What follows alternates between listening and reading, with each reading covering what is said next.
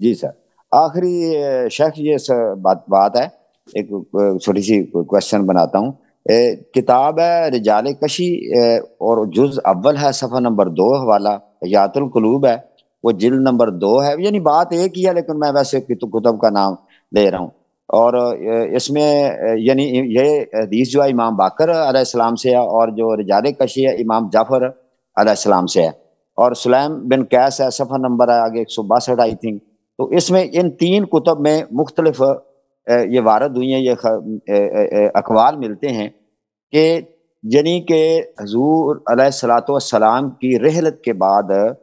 سوائے 3 کے اور بعض اوقات 4، یہ 4 یعنی حضرت مقداد، حضرت سلیمان فارسی اور حضرت ابو ذر غفاری، اور ایک جگہ حضرت عمار کی بھی مشکوک ہے لیکن کبھی کبھی ان کو یہ 4 کے علاوہ باقی سارے لوگ مرتد ہو گئے تھے۔ آگے بات کمپلیٹ ہونے دیجیے گا، سارے مرتد ہو گئے تھے، اور جب اگر مرتد ہوئے پھر ان کی آگے کبھی خلافت تو ائمہ کو اس طرح یعنی نافذ تو نہیں ہوئی، امام جو ائمہ اطہار تھے، تو اس کے بعد ان کے فالورز آ گئے، تو وہ کس طرح مسلمان ہو گئے جب وہ ان کی جو جڑ ہے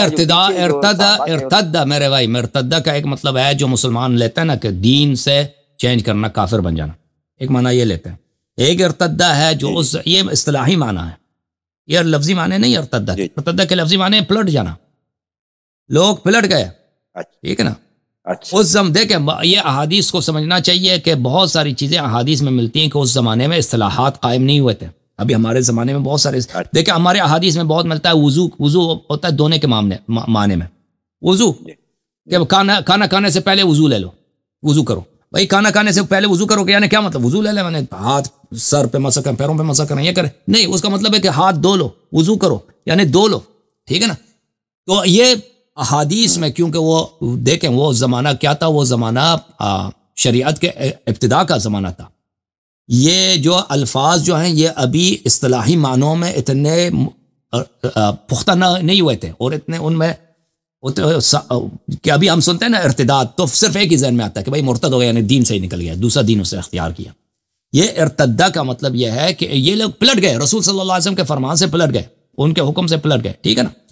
تو اس کا مطلب یہ ہے ائمہ طاہرین علیہم الصلوۃ والسلام صحابہ کو کافر نہیں سمجھتے تھے، صحابہ پر ہمیشہ انہوں نے مسلمین کے احکام جاری کیا، مسلمین جیسا برتاؤ کیا، ایسا نہیں کہ بھئی یہ کافر ہو گئے، ان کا نکاح باطل ہو گیا، اس طرح بالکل کوئی نہیں ہے۔ وہ ارتدہ جو ہے اس کا مطلب وہی ہے کہ یہ پلٹ گئے، رسول صلی اللہ علیہ وسلم کے جو فرمان تھا، ان سے جو عہد و وعدے تھے کہ ہم آپ کے بعد اہل بیت علیہ السلام کی اتباع کریں گے، اس سے پلٹ گئے یہ لوگ سوائے 3-4 کے، اس کا مطلب یہ ہے، ٹھیک ہے نا۔ اور شیعہ مذہب کا بالکل یہ عقیدہ نہیں ہے کہ سب لوگ جو ہے بالکل کافر ہو گئے، دین ہی سے پلٹ گئے، اس طرح نہیں ہے۔ اہل بیت علیہ السلام نے صحابہ کو گناہگار بولا ہے، اس طرح بولا ہے، لیکن یہ کہ بالکل یہ ان کا دین اور تھا، یہ نہیں ہے، یہ بالکل شیعوں کا عقیدہ نہیں ہے۔ صحیح۔ اچھا عبداللہ بن عباس رضی اللہ تعالیٰ ایک شاید تفسیر کمی ہے یا اسی کسی کی کتاب میں ہے کہ حضرت عبداللہ بن عباس کے انہوں نے ایک بندہ تشریف لاوری ان کی ہوئی، حضرت علی بن حسین رضی اللہ تعالیٰ عنہ علیہ السلام، ان کے پاس تشریف لائے، اور انہوں نے بات کی کہ حضرت عبداللہ بن عباس فرماتے ہیں کہ مجھے ساری آیات کی مطلب اس کے شان نزول اور سب چیزوں کا مجھے علم ہے۔ تو آپ نے حضرت علی بن حسین علیہ السلام نے فرمایا جاؤ ان سے پوچھو کہ وہ مجھے معنی بھول گیا، آپ کے ذہن میں آ گیا کہ پوچھو کہ یہ جو دنیا و آخرت میں ہے، اندھے جو دنیا میں بھی اندھا ہے اور وہ کل قیامت کے دن بھی اندھا اٹھا، یہ ذرا جا کے پوچھ کے اس کا معنی کیا ہے اس آیت کا۔ تو وہ شخص گئے، تو حضرت عبداللہ بن عباس جو کہ شیخ القرآن ہے اہل سنت میں، آپ بھی ان کے حوالے دیتے رہتے ہیں، تو انہوں نے اس کا کوئی خاموشی اختیار کی، تو آپ نے پھر فرمایا کہ یہ انہی باپ بیٹوں کے لیے، کیا ایسے ہی آپ ان کو عبداللہ بن عباس وہ نابینا ہو گئے تھے نا، وہ اس لیے آپ دیکھیں تنزل الملائکۃ والروح فیہا باذن ربہم من کل امر، کہ شب قدر کو ملائکہ نازل ہوتے ہیں، یہ قرآن کی آیت ہے، شب قدر کو ملائکہ نازل ہوتے ہیں۔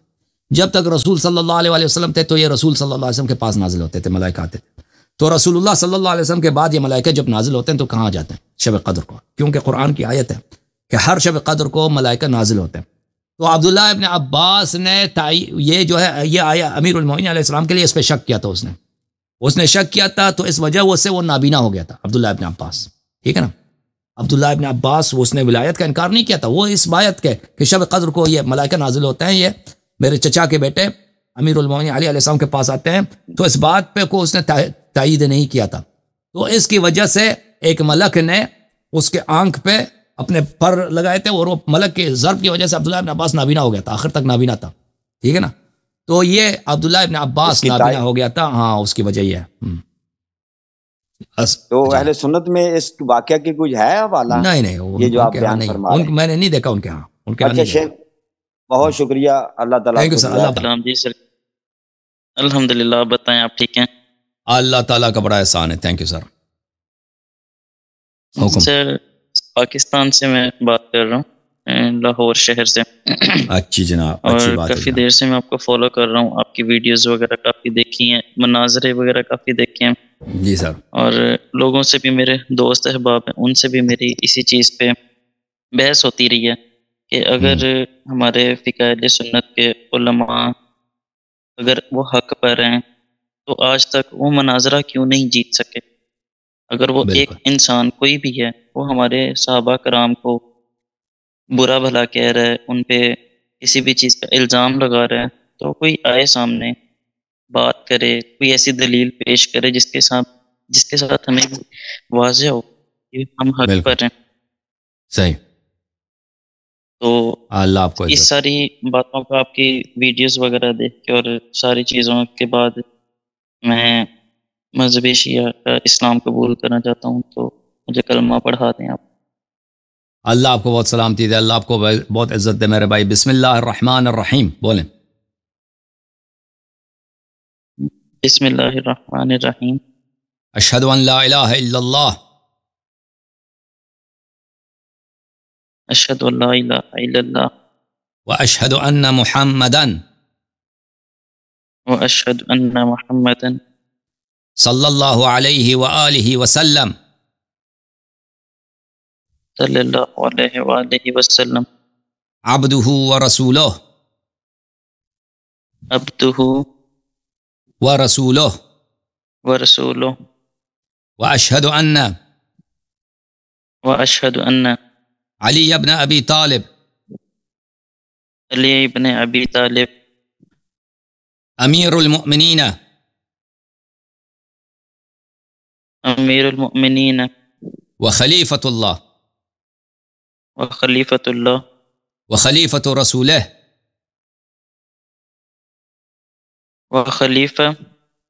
وخلیفۃ رسولہ ووصیہ ووصیہ بلا فصل بلا فصل بلا فصل واشہد ان واشہد ان فاطمۃ الزہراء فاطمۃ الزہراء سیدۃ نساء العالمین سیدۃ النساء العالمین واشہد ان الحسن واشہد ان حسن والحسین والحسین وعلی ابن الحسین وعلی ابن الحسین ومحمد ابن علی ومحمد ابن علی وجعفر ابن محمد وجعفر ابن محمد وموسى ابن جعفر وموسى ابن جعفر وعلي ابن موسى وعلي ابن موسى ومحمد ابن علي ومحمد ابن علي وعلي ابن محمد وعلي ابن محمد والحسن ابن علي والحسن ابن علي والإمام المهدي والإمام المهدي حجج الله حجج الله حجج الله وخلفاء الله وخلفاء الله وخلفاء رسول الله وخلفاء رسول الله وأوصياء رسول الله وعوتی یا رسول اللہ، آج سے میں پنجتن پاک کا 14 معصومین کا 14 معصومین کا شیعہ اور غلام ہوں، ان کی اطاعت اور ان کی نصرت، ان کی اطاعت اور ان کی نصرت، اور ان سے محبت میرا دین ہے، ان کے دشمنوں پر اور ان کے قاتلوں پر بے شمار لعنت بھیجتا ہوں،